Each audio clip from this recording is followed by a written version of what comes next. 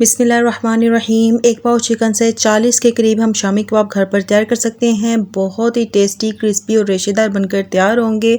आप इन्हें बनाकर फ्रीज भी कर सकते हैं। अचानक गेस्ट आ जाएं तो आप इसे चाय के साथ सर्व करें। बच्चों के लंच बॉक्सेस के लिए परफेक्ट रेसिपी है। आप इन्हें सैंडविच या बर्गर बनाकर भी दे सकते हैं। चलें भी स्टार्ट करते हैं अपनी रेसिपी। बिस्मिल्लाहिर्रहमानिर्रहीम। सबसे पहले मैं एक अदद कढ़ाई ले रही हूँ। इसके अंदर भिगी हुई चने की दाल शामिल करेंगे 500 ग्राम। दाल को बहुत अच्छे से पहले आपने साफ कर लेना है, फिर इसे 2 से 3 घंटे के लिए भिगो देंगे। आप ये शामी कबाब प्रेशर कुकर में भी बना सकते हैं, लेकिन मैं कढ़ाई के अंदर ही बना रही हूँ। तमाम दाल को आपने पहले अच्छे से धो लेना है, फिर कढ़ाई के अंदर शामिल कर देंगे। इसके बाद मैं इसमें बोनलेस चिकन ऐड कर रही हूँ, 300 ग्राम के करीब है। साथ ही इसमें 2 से 3 अदद मैं हड्डियां भी शामिल कर रही हूँ। इससे बहुत अच्छी यखनी आती है और आपके जो शामी कबाब है ना वो बहुत ही टेस्टी बनते हैं। साथ ही एक बड़ा प्याज लेना है, इसको स्लाइस में कटिंग करके शामिल कर देंगे। कुछ गरम मसाले शामिल करेंगे, 2 से 3 अदद तेज पत्ते, एक दालचीनी का टुकड़ा। ये लॉन्ग पेपर है, आप इसे ज़रूर शामिल कीजिएगा। पंसार के स्टोर से इजीली मिल जाता है। इससे बहुत अच्छी खुशबू आती है, आप इसे ज़रूर शामिल कीजिएगा। एक अदद दालचीनी का टुकड़ा, एक बादियान का फूल, एक बड़ी इलायची, 3 से 4 लौंग, 3 से 4 काली मिर्ची ऐड करेंगे। साबुत मैं धनिया ऐड करूँगी 2 खाने के चम्मच। जिंजर गार्लिक पेस्ट, लहसुन अदरक का पेस्ट शामिल करेंगे 2 खाने के चम्मच। आप साबुत लहसुन अदरक भी शामिल कर सकते हैं। इसके बाद मैं इसमें कुछ स्पाइसेस ऐड करूंगी। स्पाइसेस में मैंने लिया है दरा मिर्च 1 खाने का चम्मच। स्पाइसेस अब अपने हिसाब से इसमें कम या ज़्यादा भी शामिल कर सकते हैं। नमक शामिल करेंगे 1.5 खाने का चम्मच। लाल मिर्च का पाउडर शामिल करूंगी 1 खाने का चम्मच। हल्दी शामिल करेंगे 1/2 टीस्पून। साथ ही 2 अदद आपने आलू ले लेने हैं, इनको बड़े बड़े टुकड़ों में काट के शामिल कर देंगे। अक्सर लोगों का मिक्सचर बहुत ज़्यादा पतला हो जाता है, उनके शामी कबाब फ्राई करते हुए टूट जाते हैं। तो आप सेम रेसिपी को फॉलो कीजिएगा, बिल्कुल भी आपके शामी कबाब टूटेंगे नहीं, ना ही आपका मिक्सचर बहुत ही पतला होगा। इसमें मैंने 5 से 6 अदद बेर मिर्च ऐड कर दी है। अब इसमें मैं पानी शामिल कर दूंगी तकरीबन 2 कप के करीब। अगर आप प्रेशर कुकर में बनाएंगे ना शामी कबाब तो आप पानी की क्वांटिटी को कम कर दीजिएगा। एक बार आपने ना तमाम चीज़ों को अच्छे से मिक्स कर लेना है, फिर इसे ढककर मीडियम टू लो फ्लेम पर ना 30 से 35 मिनट के लिए पकने देंगे कि दाल हमारी अच्छे तरीके से गल जाए।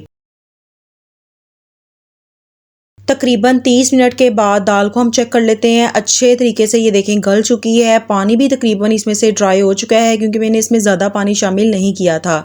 दाल भी अच्छे तरीके से गल चुकी है। अब इसमें से तमाम साबुत जो खड़े मसाले हमने शामिल किए हैं वो निकाल लेंगे, क्योंकि इनका अब काम खत्म हो चुका है। सिर्फ हमें इसकी खुशबू ही चाहिए थी। साथ ही आपने चिकन को भी निकाल लेना है। जब चिकन अच्छे से ठंडा हो जाएगा तो इसके अच्छे से हम रेशे बना लेंगे। साथ ही दाल में से जो बचा हुआ पानी है ना, इसको अच्छे तरीके से आपने ड्राई कर लेना है। फिर इसे ठंडा करने के बाद किसी भी सिलवट्टे में या चॉपर में ना आपने अच्छे तरीके से दाल को पीस लेना है। दाल बहुत अच्छे से गल चुकी है और ये देखिए बिल्कुल भी लिक्विड ही नहीं है। इस तरीके की दाल की कंसिस्टेंसी होनी चाहिए, तो आपके जो कबाब है ना बिल्कुल भी टूटेंगे नहीं। ठंडा होने के बाद मैंने दाल को चॉपर में अच्छे तरीके से पीस लिया है। अगर आपके पास चॉपर नहीं है तो सिलवट्टे का इस्तेमाल भी कर सकते हैं।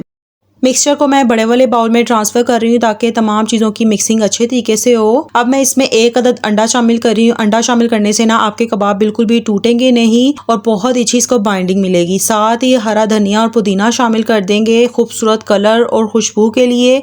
ये चेक कर सकते हैं चिकन को भी मैंने बहुत अच्छी तरीके से श्रेड कर लिया है। इस तरीके से आप श्रेड करेंगे ना तो जो आपके कबाब हैं वो बहुत ही रेशेदार बनेंगे।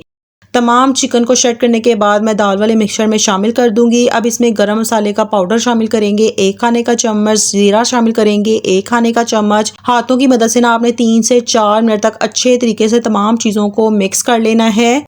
रेसिपी अगर आपको ये पसंद आ रही है तो प्लीज़ लाइक और शेयर कर दीजिएगा। चैनल पे नहीं हुए तो सब्सक्राइब करना तो बिल्कुल ना भूलेगा। अच्छे तरीके से आप चेक कर सकते हैं मैंने मिक्सिंग कर ली है। बहुत ही रेशेदार लग रहा है अभी से ही। अब आपने हाथों को ना ऑयल से ग्रीस कर लेना है। छोटे बड़े किसी भी शेप में आपने कबाब बना लेने हैं। अगर आपका मिक्सचर इस स्टेज पर बहुत ही लिक्विड ही हो जाए ना तो आप इसमें ब्रेड क्रम्स भी ऐड कर सकते हैं, तो जो आपका मिक्सचर है वो परफेक्ट बन जाएगा। ये देखें अच्छे से मैंने कबाब बना लिया है। इसी तरह से तमाम कबाब बना कर आप फ्रीज भी कर सकते हैं। दूसरा तरीका आपको बताती हूँ। ये वाला टूल शामी कबाब वाला हर बाजार में मिल जाता है, बहुत ही सस्ते दामों में मिलता है। इस तरह से कबाब बनाएंगे ना तो आपके कबाब परफेक्ट शेप में बनेंगे, कोई भी कबाब छोटा बड़ा नहीं बनेगा। इसी तरह से मैं तमाम कबाबों को शेप दे लूंगी। ये देखें तमाम कबाबों को अच्छे तरीके से मैंने शेप दे ली है। तकरीबन 40 के करीब कबाब बने हैं। इस स्टेज पर आप इसे फ्रीज भी कर सकते हैं। जब कबाब अच्छे से सख्त हो जाए ना तो इसे किसी भी एयर टाइट बॉक्स में या जिप लॉक बैग में रख लीजिएगा। आपके कबाब 1 से 2 महीने तक बिल्कुल भी खराब नहीं होंगे। कुछ कबाबों को हम फ्राई कर लेते हैं। 1 अदद अंडा लेंगे, एक बाउल के अंदर शामिल करेंगे, हल्का सा फेंट लेंगे। फेंटने के बाद आपने शामी कबाब को अंडे में कोट करना है और आपने तेल को अच्छे से गर्म कर लेना है। दूसरी साइड पे मैंने तेल अच्छे से गर्म कर लिया है। अब इसके अंदर कबाब शामिल कर लेंगे। इसके बाद आपने फ्लेम मीडियम ही रखनी है, लो और हाई फ्लेम पर इसे फ्राई नहीं करेंगे। 1 मिनट के बाद आपने इसकी साइड चेंज कर देनी है। तमाम चीज़ें कुक हैं, बस हमने इसे हल्का सा कलर ही देना है। और ये देखें शानदार किस्म के शामी कबाब हमारे बनकर तैयार हैं। बहुत ही ज़बरदस्त क्रिस्पी और रेशेदार बनकर तैयार हुए हैं। रेसिपी अगर आपको पसंद आई है तो प्लीज़ लाइक और शेयर कर दें। चैनल पे नहीं हुआ तो सब्सक्राइब करना तो बिल्कुल ना भूलिएगा। मिलते हैं किसी नई रेसिपी के साथ, तब तक अपना बहुत ख्याल रखिएगा। अल्लाह हाफिज़।